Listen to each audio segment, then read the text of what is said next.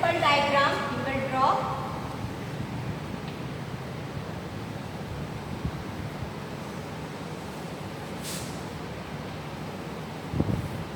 Look.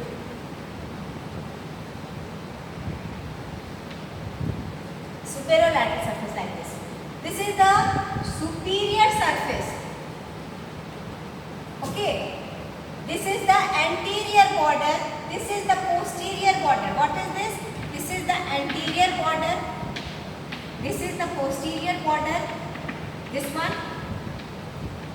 This is the superior surface and this is the parotid duct.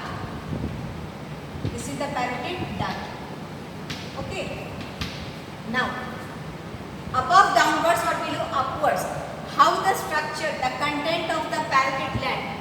What are the pattern out there? First come to the facial nerve. The facial nerve, it comes inside the substance of the parotid gland via which surface? We have discussed the posteromedial surface. Look.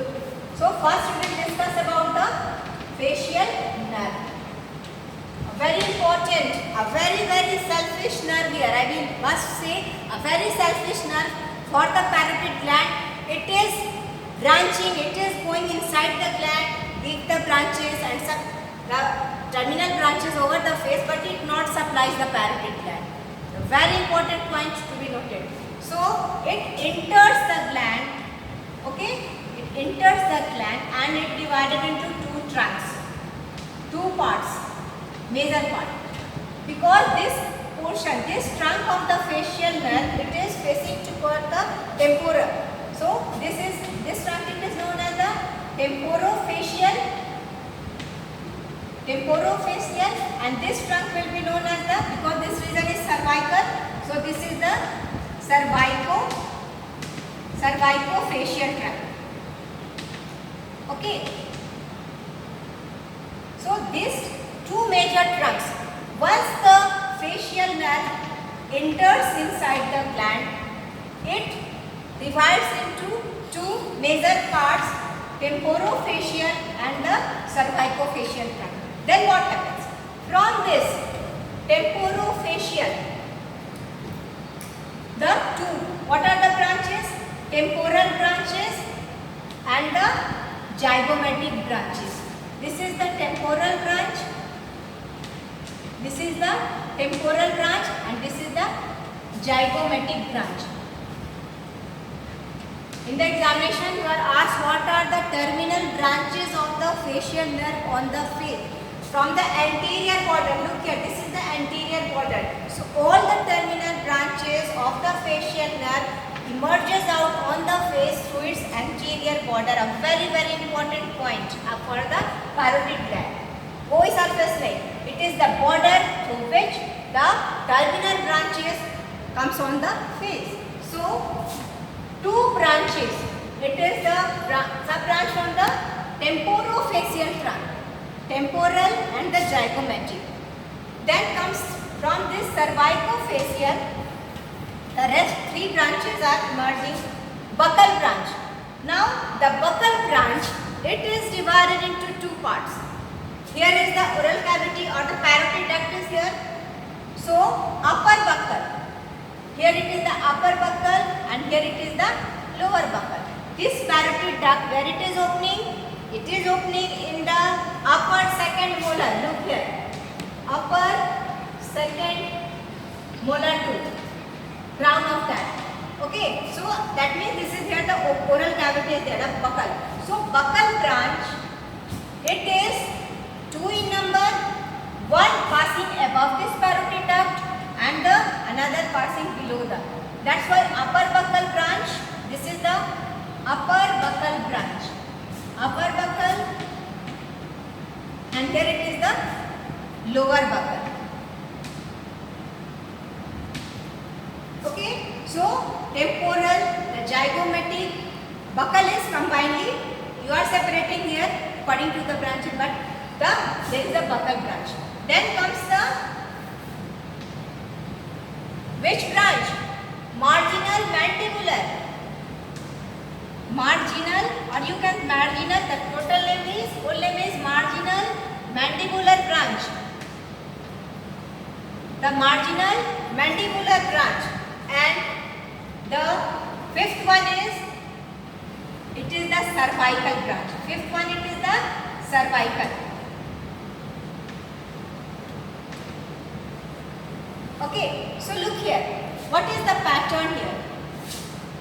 Once it enters, the facial nerve enters, it is dividing. And the pattern of the division inside the substance of the parotid gland, it is like a goose foot. And this pattern of the division, it has got a specific name which is asked in the examination MCQ, that is known as the pes. P-E-S, pes anserinus. Anserinus.